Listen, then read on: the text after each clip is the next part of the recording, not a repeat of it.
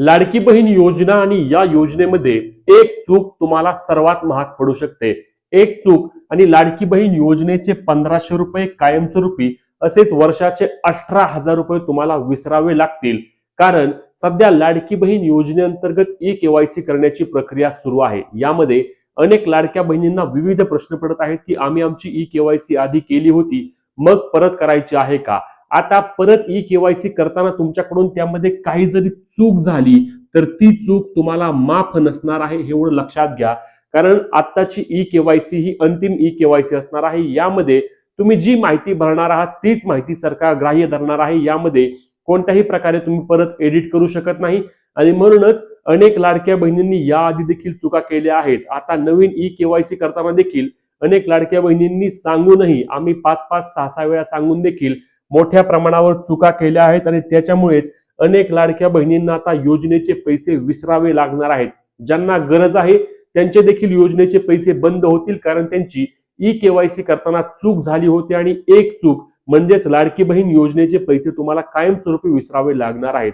आता ही नक्की चूक काय असणार आहे, तसेच यामध्ये परत तुम्हाला दुरुस्ती का करता येणार नाही, सविस्तर माहिती आपण व्हिडिओमध्ये घेणार आहोत. तर लाडक्या बहिणींनो, याआधी आपल्या महिला व बालविकास मंत्र्यांची स्वतःची फेसबुकवरची पोस्ट या ठिकाणी तुम्ही पाहू शकता. हे बघा, या ठिकाणी आदित्य तटकरे यांनी स्वतः त्यांच्या फेसबुकच्या माध्यमातून पोस्ट करून लाडक्या बहिणींना आवाहन केलं आहे. आवाहन काय असणार आहे तर लक्षात घ्या.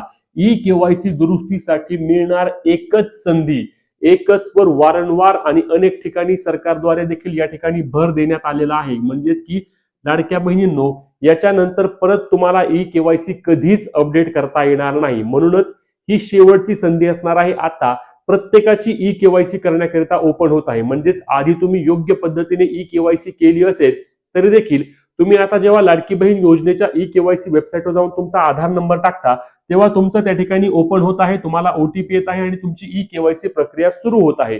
परंतु लक्षात घ्या, आता दुसऱ्यांदा ई-केवायसी करताना जेव्हा तुमची ई-केवायसी प्रक्रिया तुम्ही पूर्ण करता तर त्यानंतर तुम्ही जेव्हा आधार नंबर टाकता तेव्हा दाखवतं की तुमची ई-केवायसी आधीच पूर्ण झाली आहे. याचाच अर्थ परत तुम्हाला ई-केवायसी कधीच एडिट करता येणार नाही आणि ई-केवायसी मध्ये ज्या काही दुरुस्ती असतील त्या दुरुस्ती करण्यासाठी तुम्हाला आता 31 डिसेंबर ही अंतिम मुदत या ठिकाणी देण्यात आलेली आहे.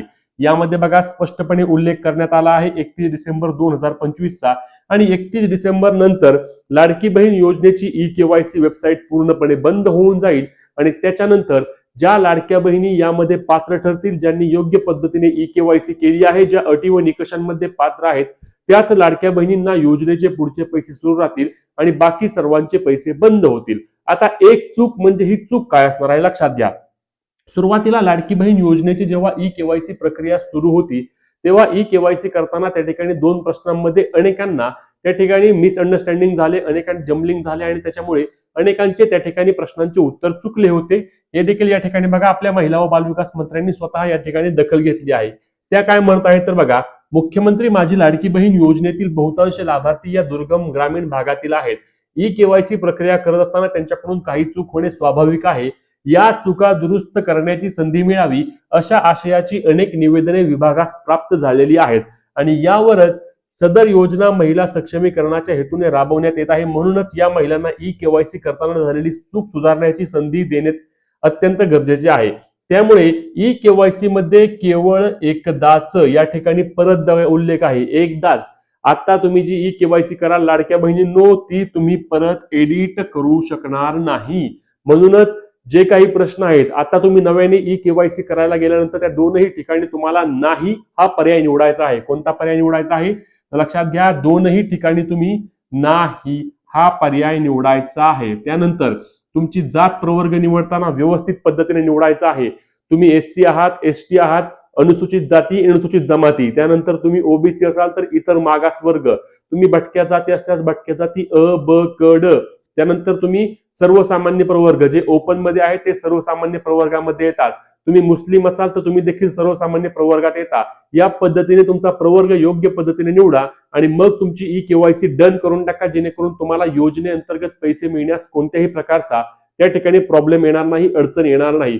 पण आता एकदा का ई-केवायसी करताना चुकला, एकही प्रश्न जरी चुकला तरीही तुम्ही लाडकी बहीण योजनेचे पैसे विसरून जा. खरंच तुम्हाला परत योजनेचे पैसे मिळणार नाहीत. हा खूप मोठा धक्का आणि खूप मोठा निर्णय त्या ठिकाणी लाडकी बहीण योजनेअंतर्गत घेण्यात आलेला आहे. म्हणूनच तुम्ही आधी ई केवायसी केली असेल, परंतु तुम्हाला खात्री नसेल की आपली ई केवायसी करताना काही चूक झाली होती का, तर तुम्ही परत वेबसाईटवर जाऊन त्या ठिकाणी आता एकदा ई केवायसी करून घ्या. ज्या पद्धतीने मी सांगितलं आहे या संदर्भातील व्हिडिओ देखील आपल्या पेजवर आहेत, चॅनलवर आहेत. त्या तुम्ही व्यवस्थित व्हिडिओ पहा, जेणेकरून ई केवायसी करताना कोणतीही अडचण येणार नाही आणि सांगितलेल्या प्रश्नांची उत्तरे व्यवस्थित देऊन तुमची ई केवायसी करा. अन्यथा एकदा का ई केवायसी चुकली की तुम्हाला 1500 रुपये वाटत आहेत, परंतु जे वार्षिक होतात 18,000 रुपये, म्हणजेच की 18,000 रुपयांचे तुमचे नुकसान होणार आहे. एवढेच काय, तर लाडकी बहीण योजनेअंतर्गत येत्या काही दिवसांमध्ये, महिन्यांमध्ये 2100 रुपयाचा निर्णय देखील जेव्हा होईल, तेव्हा तुम्हाला हे 2100 रुपये देखील त्या ठिकाणी महिन्याला मिळणार नाहीत. म्हणूनच ई केवायसी करताना थोडा वेळ घ्या. 31 डिसेंबर पर्यंत तुम्हाला अंतिम मुदत आहे. अजूनही 15-16 दिवस आहेत. परंतु अजिबात घाई गडबडीमध्ये कोणालाही तुमची व्यवस्थित चुकीची माहिती देऊन ई केवायसी करायला जाऊ नका. अन्यथा मी सांगितलं आहेच की आता एक चूक, आणि आपल्या आदित्य तटकरे यांनी स्पष्टपणे सांगितले आहे की तुम्ही योजनेचे पैसे विसरावे लागतील. म्हणूनच लाडक्या बहिणींनो, ई केवायसी करताना परत एकदा जाताना सांगेल की मी अजिबात चूक करू नका. योग्य माहिती घेऊन मगच तुमची ई केवायसी प्रक्रिया पूर्ण करा. आता याच्या बाबत तुमचे अजूनही काही प्रश्न असल्यास आपल्या पेजवर, चॅनलवर लाईव्ह देखील आहे, किंवा तुम्ही कमेंटमध्ये देखील विचारू शकता, जेणेकरून तुमच्या प्रश्नासंदर्भात आम्ही उत्तर देऊ. आणि ही महत्त्वाची व्हिडिओ शेअर करायला आणि अशाच अपडेटसाठी आपल्या पेजला फॉलो आणि चॅनलला सबस्क्राईब करायला विसरू नका. भेटूया पुढच्या व्हिडिओत. तोपर्यंत जय महाराष्ट्र.